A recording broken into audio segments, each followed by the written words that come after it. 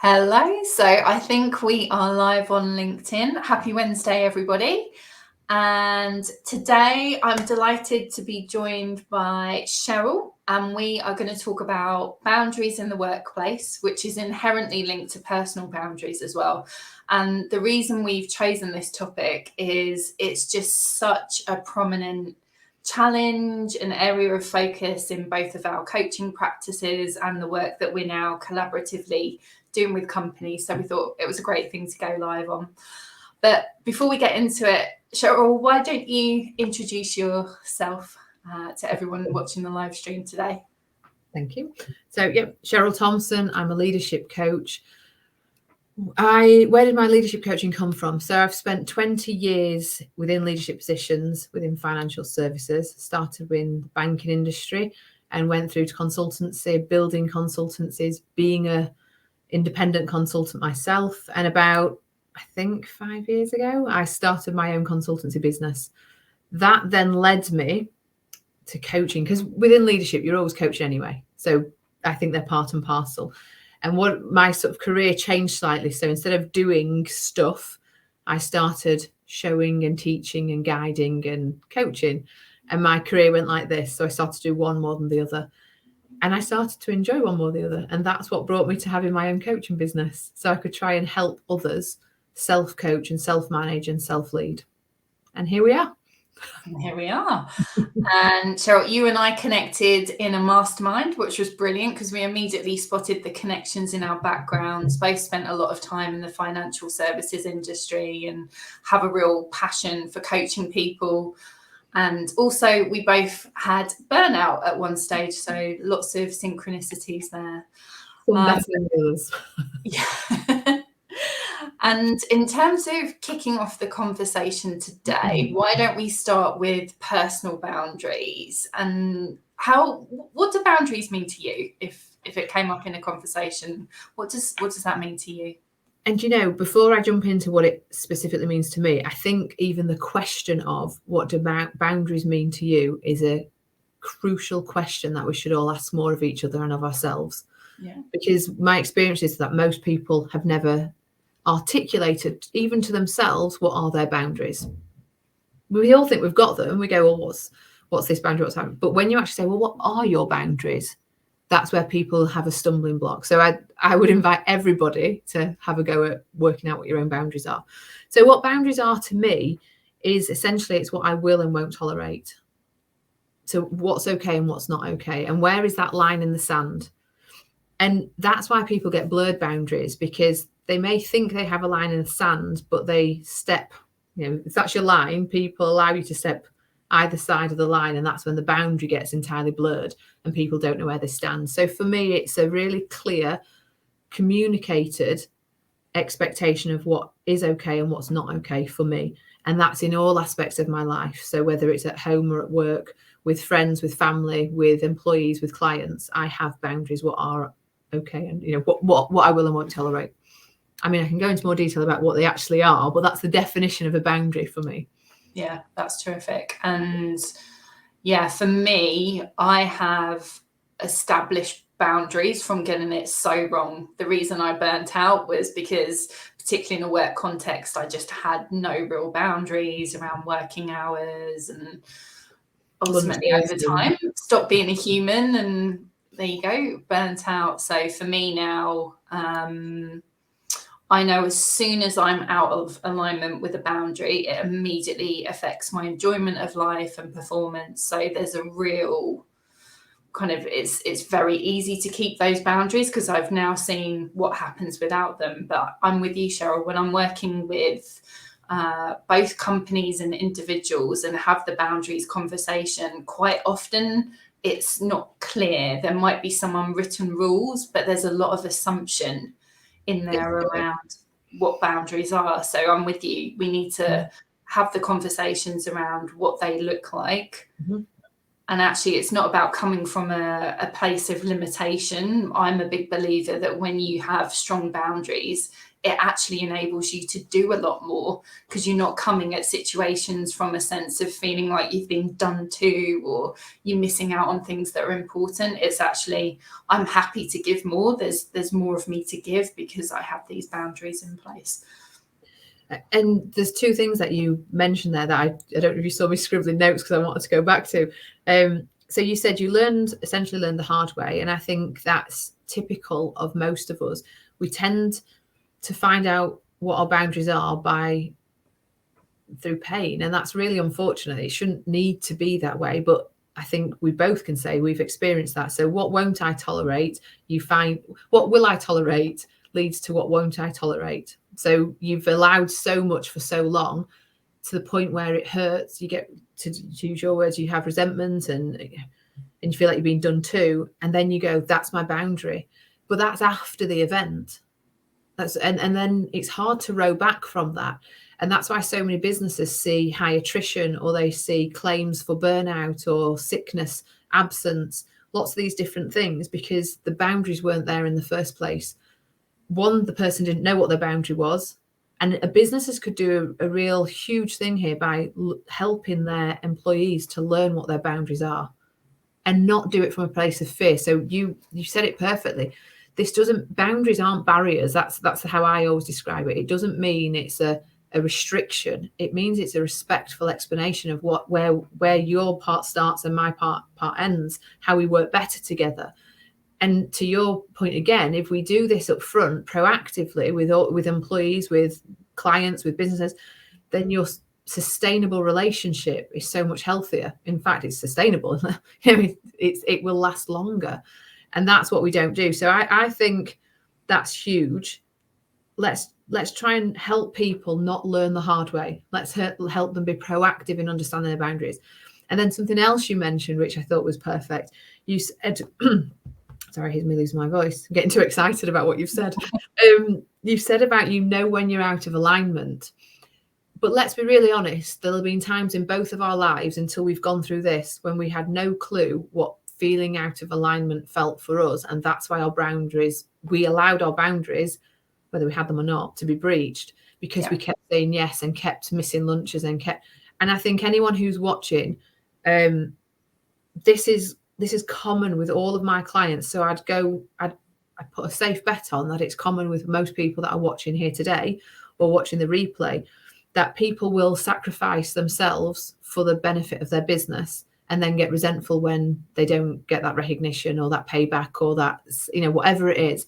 And that could look like getting in early and not being paid for it, staying late, not being paid for it, not having lunch. I'm not saying that means we stop doing it. But what I'm saying is you need to know you're doing it and you need to know how to communicate it in a healthy way so you don't get the resentment. But people do it for far too long because they don't recognize when they're out of alignment. And I think that's something you articulate really well, which we haven't touched on yet, how to start hearing your body and feeling the signs and knowing when your trigger points are, knowing when too much is too much. But really, we should know it much further than that, earlier than that. We don't want to get to it's too much now. So sorry, that was just my take on what you said. I think that was brilliant. Learning the hard way and knowing when you're out of alignment. They're two topics we could talk for hours on, I think, and do workshops on and explain a lot more. 100%. And so I guess if we focus more on the proactive side of things here, for me, what good boundaries looks like in an organizational context is, for example, when you start a role, the leader that you're working with, you have that open conversation around what do boundaries look like in the organization? When is it important that I am visible in the office versus I can be left to do things in my own time? There's that understanding the organization's construct, because sometimes there are things like, from a client perspective, you need to be around in a certain way at certain times. Yeah. But also having the conversation around me as an individual to be the best human I can be, what's important to me. And quite often those things can work together and there isn't a conflict, but it's when we're in a world of assumption on both sides, lack of communication, boundaries get missed and things fall out of alignment. What's your take? I think the words that came up there, or two really, but the assumption and the communication. So one of the big things that I notice with my clients is that we make assumptions on behalf of other people. And we decide what's possible and what's not possible. So I can't possibly say that to my boss or my manager or my leader. She won't accept that. And when you then delve down and go, how have you evidenced that to yourself? How do you know that to be true? Help me understand where you've got that from. I just know it. But how do you know it? Help. And when you go back and back, there is no evidence of it. It's an assumption we've made, and it's either baggage we've taken from where we've tried, another employer or a personal relationship, and we assume everyone else is the same. And when we find the courage to then, to use your other word, communicate with courage and transparency and positivity, where we expect the best from somebody, or even if we're just neutral, don't expect the worst. We go into these things expecting the worst, but even if you're just neutral, a whole realm of possibilities opens up to us. And we see that what you've just described, that both having the boundaries, so the employer having the boundary and the employee, and meeting in the middle on them, it works beautifully and respectfully. But people often don't have the courage to communicate those things and ask questions. Like you say, what are the employer boundaries? How does this business work? What do you need from me and when? And this is what I've got to give at these times and when. And the negotiation side of it, that's a big ticket item, but it's not as scary. The fear of doing it is worse than the doing it. Yeah. So yeah, I think, and again, not anyone that's watching this, we make it sound like really straightforward. We've done this. So this isn't like us just taking a punt on it. We've lived and breathed both sides of it. We've lived, I personally know that I've lived the more holding back and not talking to people, and then expecting them to be mind readers and know what my boundaries are, and then being annoyed that they can't read my mind. And I've also done it the other way, where I've had really open, courageous, transparent conversations. And you can guess which one always wins. It's always the openness. But we can, there's loads of ways that you can help doing that, and preparation and skills and insights and techniques you can do to it, and mindset work as well. There's a lot of mindset involved in that. It's not just going in and do it, and it's preparing yourself mentally and emotionally to have that courageous conversation, and for it to be positively powerful and positively influential for everybody, not just for you. Because if you're in it as what's in it for me, I just want to be able to go home at 5 o'clock and sod the rest of the world, then honestly, maybe I'm not the right coach for you, because I think there's got to be a bit of an investment. I don't do any job or any work with any client where I don't invest into it. I've never just done a job. I care about the growth of the business as well. And if you're not that, then I'm not the coach for you. That's the truth of it. But there has to be a give and take in these relationships. Yeah. Just have a conversation. Yeah, 100%. And I think where it gets interesting, if we look at the individual level, if you're struggling to implement a boundary, just understanding why that is and where else that pattern is showing up in your life as well. Because if there's a block there's a block for a reason that's probably showing up in other areas as well. So is it that you feel a need to please other people, to be liked? Okay, what's that tendency holding you back from? Are you someone then who's probably not advocating for career progression, being paid the right amount? It's huge. And it is huge when you start to unpack it all. And we're both very much aligned on this. I've found that all pretty much, we're born a blank sheet of paper, aren't we? Every baby's a blank sheet of paper that's got the endless possibilities. And then environmentally and socially, we condition that baby to grow up into a certain individual. And that doesn't mean, if there's something in your life as an adult now that's not serving you, it likely has come from early conditioning and early programming, from being at, there's fundamental stages in our development. And I think people think as well that, we get to, 18 and we're fully formed. I can't remember what age it is. It's something like the decision-making part of your brain doesn't get fully formed or finally formed until you're 25. That's your brain development. So we're still learning and growing. And then we're still influenced. So that's the physical side up to 25. We're still influenced as we go through our life. But if you're having something that's kicking you right now, and it might, exactly what you're saying, you've got to find the root cause. If you only keep fixing the present day, it will keep coming back. It's just like putting a plaster on something. So you've got to go back and asking yourself that question: where is this showing up for me? Where does this feel familiar? When was the first time I felt this? And I do a lot of that with my clients, and I'll say, don't judge the thought that comes. And something will come and it'll be like, do you know, when I was 15, my dad once said to me, or my mum or someone, and even in that moment, they'll go, that makes no sense. How can that relate to this? And we follow it through, and we find the thing that you've been trying to satisfy since that initial event, and it's showing up in your work, because we're just unhealed children, aren't we? Just a bunch of unhealed children doing our best. Yeah, and it can be something that feels like it helps you at certain levels in an organization, but the more senior you get, the more it's unsustainable. Because I don't know about you, Cheryl, but what I see a lot of is clients who are high performers. They really care about people. They actually support their team to have good boundaries, but they're unboundaried themselves in supporting the team and managing upwards. And they're the people that the organization really needs to keep for the long term, because they're so amazing at what they do. They're really invested in the organization, but they just burn out. They become cynical and detached because it's all give and nothing back. And then that person, and this might trigger some people, but I don't mind. It sort of needs to. Then that person that's been this incredibly high performing, decent human, can often become toxic and damaging. And I don't mean that they have to be like viciously toxic, but when that cynicism kicks in, it's not we sense energy. It's not a good person to be around, and especially when that person's done a U-turn. So at one point there was such an asset to a business, for them to then become, you notice when your top performer or your highest performer is down, it impacts the ripple effects of that are as powerful as their positive ripple effects.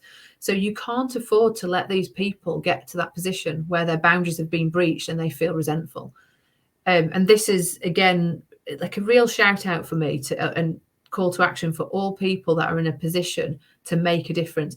Don't react to breached boundaries. Help people empower their boundaries. It's for the betterment of the whole business. It's not an individual win. It's a benefit, a business win.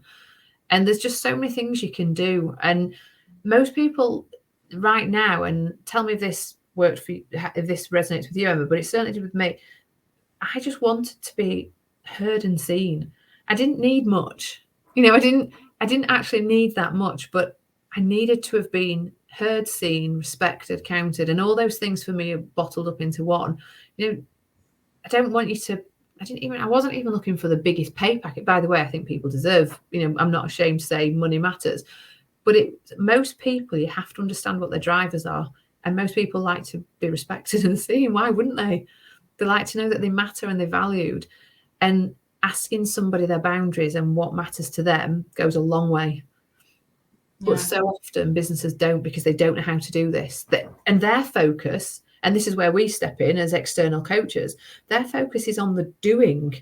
It's on the creating the thing, whatever the business is. It's the stuff. The stuff on the outside helps you make, so your productivity will go through the roof. Your culture, your commitment, all of these things, your dedication, your loyalty, your brand, your reputation, all the things that are, actual intangible assets, they will all skyrocket if you invest into your people and help them with their boundaries. Yeah. And it's interesting, as you were saying that, Cheryl, what's came up for me is almost the analogy of, the bucking bronco, where you put the bits on it until it flips. That's what happens with the kind of high performers that really care about the organization, that don't know how to uphold boundaries over time and aren't supported to do so. Mm-hmm. There comes that day where there's been so much weighted on without a release that they buck, and it's generally quite catastrophic. The ripple goes way beyond them. But if you're in an environment where there's conversations around this stuff, it goes so far. And those are the people that you want to make sure have great coaching, so that actually it's there as a prevention of issues, but also helping them do absolutely the best job that they can possibly do for the organisation long term. Everyone wins. Yeah, it's just don't let the booking bronco go. Step in before. But what a great analogy. Was that a personal one? Is that how you felt? Yeah. Do you know what? I think if someone had had a conversation with me around boundaries towards the end, I probably would have cried, just because it was no one had asked ever. That's what I mean. But can you imagine? I sort of start to think about this on onboarding people. So imagine that as part of your onboarding, you're going through like weeks of training, and often you do, don't you, when you join any of these things and you have away days, certain things. I would love to have the opportunity to go to a business and help them with that, and say, and ask the question. Sorry, this is now my by the way, this is my painter and decorator turning up, and Lola loves him, so now she's eyeballing him. So I'm going to block her out because she'll start whinging and crying for him. Sorry about that. I think, imagine if we had the opportunity to turn up to something like that and help people, and doing a workshop on exactly this. What do boundaries mean to you? Give us an example of when you've had really strong boundaries and healthy boundaries. Whenever you give us an example of when you've exerted your boundaries and they've been rejected or denied, or you've had a negative response to them. I think all of those things would be such valuable insights to people. And imagine being on the receiving end of that. How important would you feel? Yeah, it's absolutely huge. And when we're in the context of the Great Resignation at the moment, people really doing that soul searching for what they want, these are the kinds of transformational moments, is the best way I can think to describe of them, that really breed that loyalty. And the thing that excites me is if you're having those conversations, say first with the leadership population, a leader that has great boundaries is then such a great example for their team, as long as they're paying that information forward. But it's not just how they show up in the workplace. That's something that actually benefits them 360 degrees across their life. You're going to show up as the better parent, the better child, partner, because if you're taking great care of yourself, you've got so much to give other people. As soon as those boundaries start to be stepped on, you retract, you start to feel resentment and become a less nice person to be around. I know certainly in the kind of weeks running up to burnout, I was probably a nightmare to live with. Absolutely just snapping because I had nothing left. This is really unprofessional, but their conversation's really loud. Bear with me. No worries. I'll keep talking. So really what where we are from a summary perspective is asking yourself where your boundaries lie, having those conversations in a work context. I was just summarising, Cheryl. Thank you. Sorry, what I was just doing was expressing my boundaries to the people outside of the door. I love that. Yeah, and how did they take it? Did they respond positively? They laughed, said sorry, and moved away. So in a nice way, laughed, not in a horrible, like, sorry. I can still hear them. But it's an interesting example, actually. I think quite often when we're talking about boundaries, there can be this fear of actually articulating them. But quite often when you're clear on what a boundary is, people respect you and your worth is seen as higher somehow. I remember I looked up to senior leaders who had that boundary around, okay, I'm going to the gym before my work starts. Or that they had an executive assistant that helped keep those boundaries in there. It was actually something that I looked up to and admired. I agree. I think some, because we all admire that person, don't we, when they can communicate in a way, but we think, oh, I can't do that. And I think it's something you and I've spoken about before. It's almost as if you're only allowed boundaries at a certain level. And what we're trying to say here, or not, I know what we're trying to say here is it's about giving yourself permission to have boundaries in all aspects of your working world and all aspects of your personal world as well.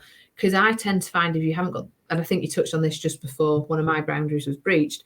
If you have boundaries are in all parts of your life. So you can't, I would struggle to find somebody, and I think they exist, but I think typically you either have them all or you don't. You might have them slightly stronger in other areas, but even, like say if you haven't got boundaries at work, I very much doubt you've got them at home. And I tend to find women have weaker boundaries than men, and I don't mind saying that. They tend to do more things for more people and feel emotionally burned out on top of professionally burned out. So I actually think we've spoken about this, Emma, and you've said you're quite different. You always had stronger personal boundaries than you did at work. Have I got that right?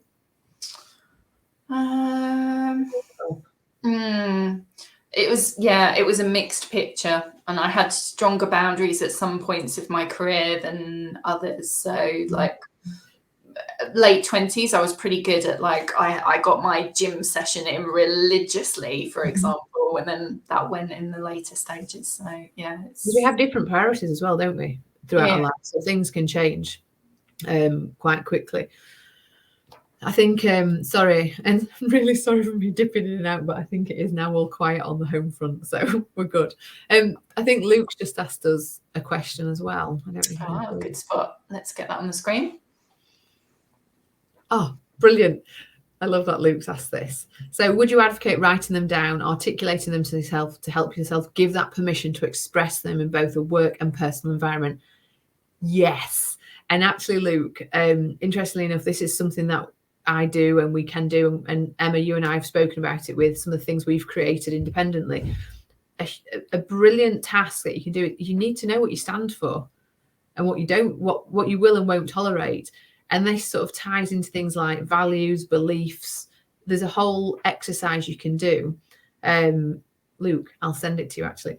And you can go through, answer these things, because unless you know it yourself, how can you ever express it to someone else? And something that I used to do when I led lots of different teams and had different people all over is on the first day of either introducing myself or meeting somebody, one of the questions that I would ask them, and it's similar to what you said earlier, Emma, about what the business boundaries, I would ask them what were their boundaries. And I rarely got somebody that could go, okay, brilliant, this is, and jumped into it. Most people would go, oh, I don't know. Oh, gosh, I don't know. How can somebody, I ask the question not to catch you out. I ask it so I can absolutely respect your boundaries.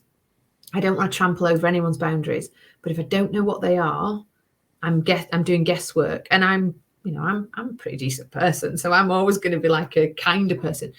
But you've got to, so I won't trample is what I mean, and I'll make good assumptions, but help me out here. So in the anticipation that you'll work with somebody who needs to know your boundaries, because they do, know your own. So write them out, know what boundaries, what matters to you, know what is okay, what's not okay, because some of us only know what we are okay with by knowing what we're not okay with, like we said earlier. So it might start, I won't accept this, I won't do that, I won't do the other thing, and it's all very aggressive and negative. And you can flip those into what that positively means for you.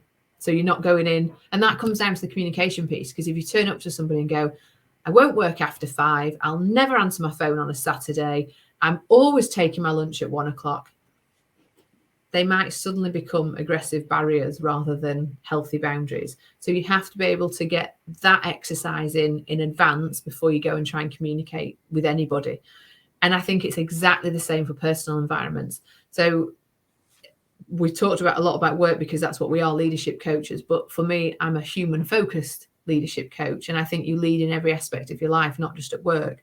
So you have to be able to speak to your family and your friends and your partner and your children and have boundaries with them too. And I think sometimes that can be the harder boundary to have, because when you love somebody, it's harder to say no to them.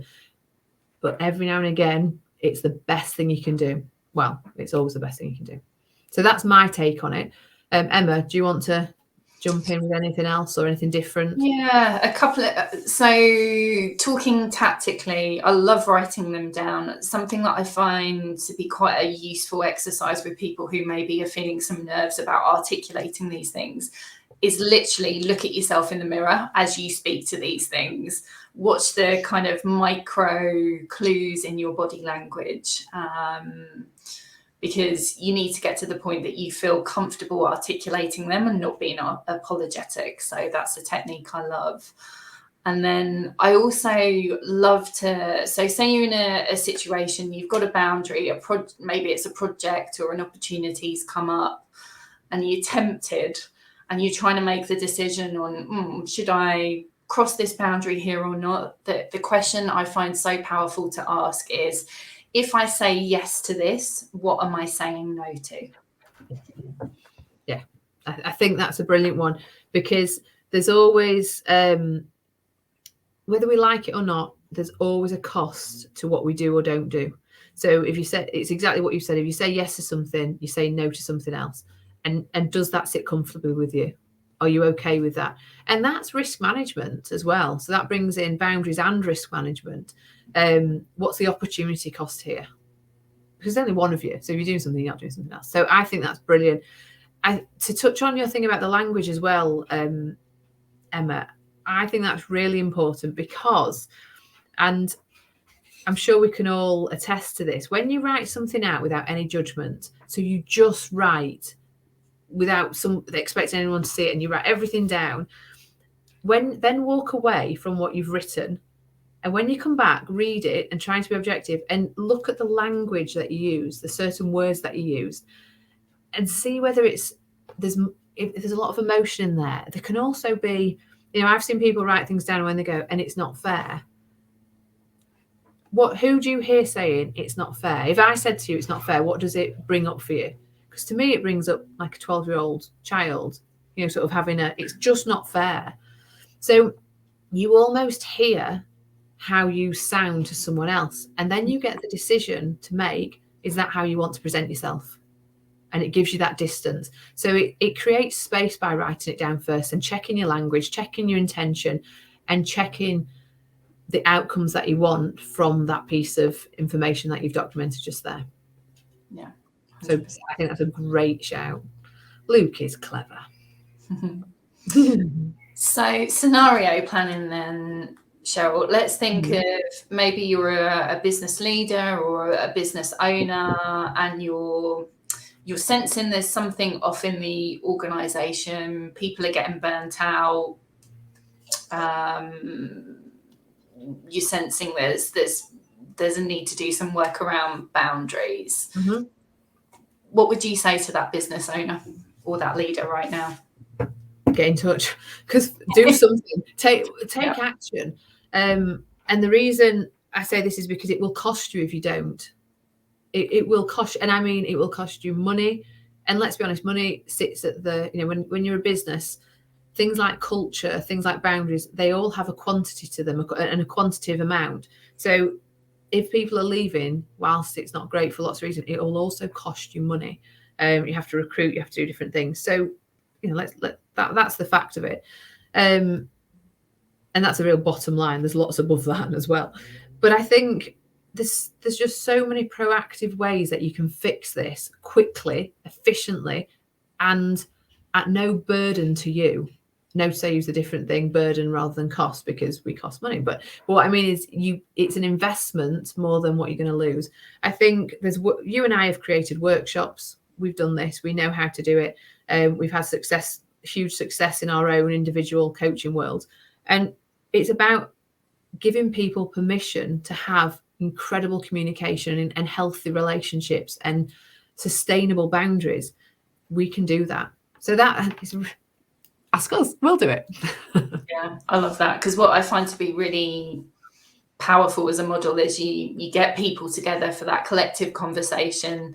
It's actually quite often easier if it's externally facilitated, because we can ask some questions without getting in the way of any politics or anything like that. It can ease some of the pressure, but also following up for some one-on-one conversations as well to make sure that this is something that really lands and embeds in the organization. Yeah. And we often find, don't we, that actually the conversations it opens up are way beyond boundaries, but it's a really good place to start to really get to know the whole person, the whole human, that's coming to work. And when you unlock that, that is magic in the organisation. And I would also say something as well. We're using the word boundaries here. Some people wouldn't even know if their issue is boundaries until they talk to us. So some people might be sat there going, I don't think I have a problem with that. But then when you actually have a conversation, a one-on-one conversation, when it comes down to it, it is boundaries. But that's not their job to identify. So even if you've got things where there's resentment at work, where there's sickness, where there's, when you look at people's face, I'm a big observer of people, and the spark in their eyes gone. If you can just sense something's different, it's likely to be this, but you don't have to be like the investigator working it all out, because the truth of it is, I know you really well anyway, and obviously I know me. If somebody rang me and said, this is what my problem is, and we went through it and we did a discovery call, and because that's our job as well, we ask the right questions, not for our benefit, but for our clients' benefit. There's been many times where I've walked away and said, that's not me. That's not what, I can't serve this particular point, but I tell you who can. So sometimes the biggest thing to do is just identify that you've got an issue without labeling it up, and ask for help with somebody that you know has got integrity and will not take your money if it's the wrong thing to do, but will pass you on and make a recommendation.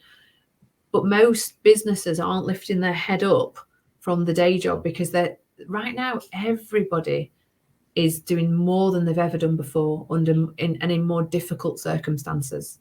That's the truth. So why add to your own plate? Have a conversation where we can help identify the cause and we can recommend a solution.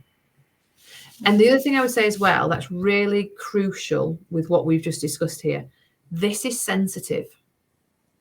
It's painful. If it's not today and you do nothing, it will be tomorrow.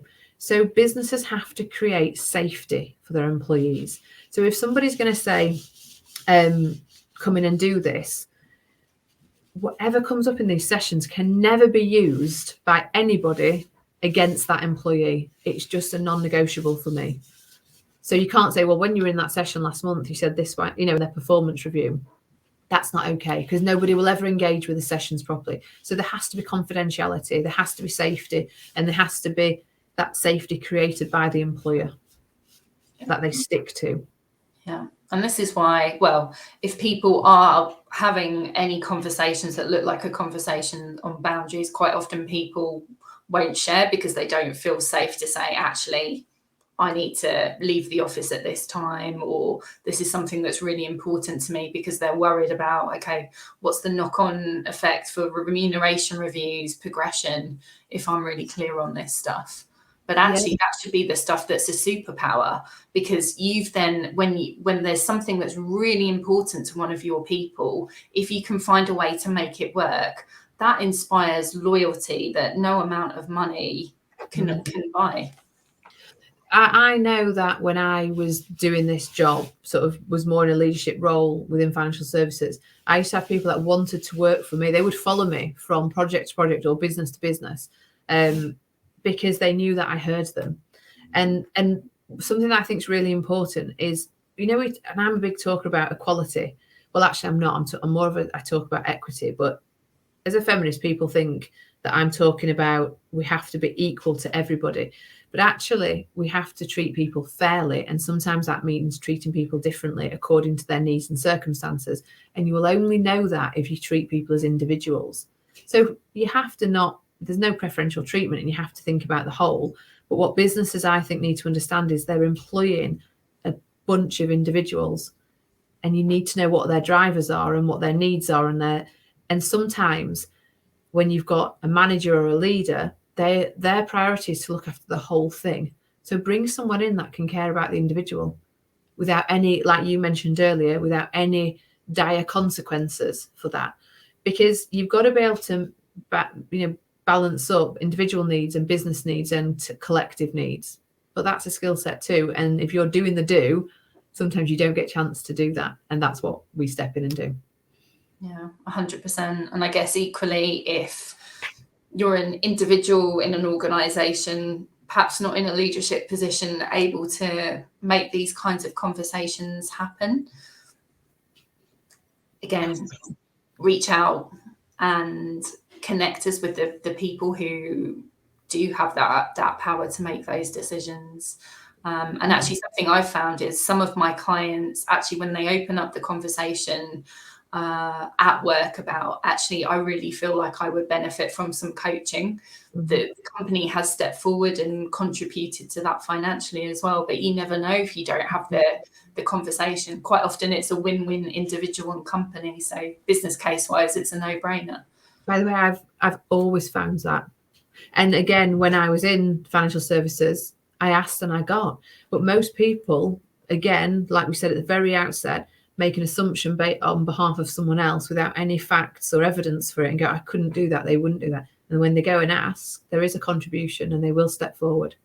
But more, I mean, I do a lot of one-to-one coaching, but my passion for this, I have got to be really honest, is I think workshops and being able to have a big influence over culture of those things, I think it changes the whole from a burnout perspective, because normally you don't burn out in isolation, do you? And you don't have poor boundaries in isolation. It's normally a team thing or a culture thing. So for me, being able to do it on a broader scale and reach more people is really impactful, because also then you don't feel isolated saying what your boundaries are, because you've been encouraged to say them and understand each other's and respect each other's. Imagine the impact and the change that would have company-wide, team-wide, function-wide, if everybody turned up to work and wanted to know what your boundaries were. I think back to the days where I worked in huge, really sharp, fast-paced financial services, and imagine it, and I just sort of try and think of turning the dial. If when people were working with each other and talking about project work, and over different countries as well, you have different time zones. If people ask the question about, would that work for you? And you go, no, actually it wouldn't, but it would on this day. Oh, right, okay, brilliant. Let's see what we can move around. And everybody was facilitating everybody's empowerment. It's possible. It really, and I'll give you a quick example of this. I have no children. So when I worked down in London, we got sent off all over the country. And my family are from Doncaster. So we were doing a project in Leeds, but we all lived in London. So everybody was being forced to go up and work in Leeds until I said, just so we're all clear, my family live half an hour from Leeds. So it suits my needs if I'm the one who's sent to Leeds. I don't have children to get back to London to and from. At that time I was single. So I've got nobody waiting for me in London, but you all have. So why don't we work it that I carry this one? I'll be the person that goes up there because it actually suits me and it doesn't suit you. That's me explaining what my boundaries were and respecting other people's boundaries. And then we had another chap that said, when I did that, he went, well, actually, I live in between and it works for me to do it as well. So we were able to communicate what worked for all of us and respect each other. And before we hadn't done it, everyone had just been going up and hating it, and hating being there and being more resentful and turning up, and literally you could see it on their face, and then going home and being angry with their family because they had a 3-hour commute because the train was delayed. So but it is possible to suit all people. But even if it's not, even trying goes a long way. And that's what we need to teach and show and guide and coach leaders on how they can do that. Get to know your people and we can help you with it. 100%. Such a win-win. I feel like that's a good note to end the live stream on, Cheryl. Good. But I will just say again, if anybody who's watching this on the replay or watching it live, sometimes it's a really brave thing to pass this on to somebody else, because to pass it on to somebody else, you may think, will they think I'm saying that they don't know how to do this or that they aren't good enough at this? It doesn't have to be that way. It doesn't have to mean that it's a reflection of what you think on somebody else. Information's always positive and they'll do what they want with it. So I just think if anybody thinks that there's any opportunity for people to be supported in the way that we've described, so whether it's a workshop, a day away, whatever it is, where we can come in and help people. And there's, we've touched on, I think, quite the high level during this live, Emma. when you look at where boundaries come from and the theory behind boundaries, and then the reality of boundaries, and good examples and less good examples, and the consequences of them in more detail, it starts to become real. And you start to be able to identify with it. And it's only then that you can start to make positive changes. So we've touched on a lot here. We haven't gone into the real, deep and dirty side of it. But if we can sort of spend time with people and help them understand what they can do differently, so they've got techniques out of it. I know I've said it a million times already, but everybody benefits. So have the courage to share this onwards is what I would say. Yeah, because if you think about the organization that you work in, it's striving towards something probably for the benefits of its clients. And actually, how do you do better for the clients? It's doing better internally has an immediate effect upon that. So it's really about how do we get better and better at what we do? And that's something to be proud of. Yeah, definitely. And I'll just say one last thing. If people don't want to share this video onwards, people know who we are. They can, we're on your page, so people will see you and they can directly message me as well. But I just think if people think I would love to be able to share this at work, but I don't know how to do it, I'm happy to help with that. I'm happy to give some pointers and some feedback and some communication tips and styles, because that helps us help you more. Yeah, 100%. It's a worthwhile investment. Yeah. That's what direct messages are for. If for any reason you feel that block to comment in publicly, I remember what that felt like back in the day. Yeah, me too.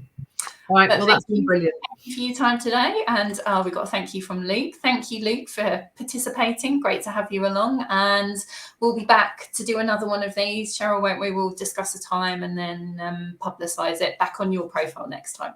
Yeah, next week sometime. Sounds good. All right. Enjoy the rest of your Wednesday, everybody. All right. Thanks. Bye. Bye, everyone.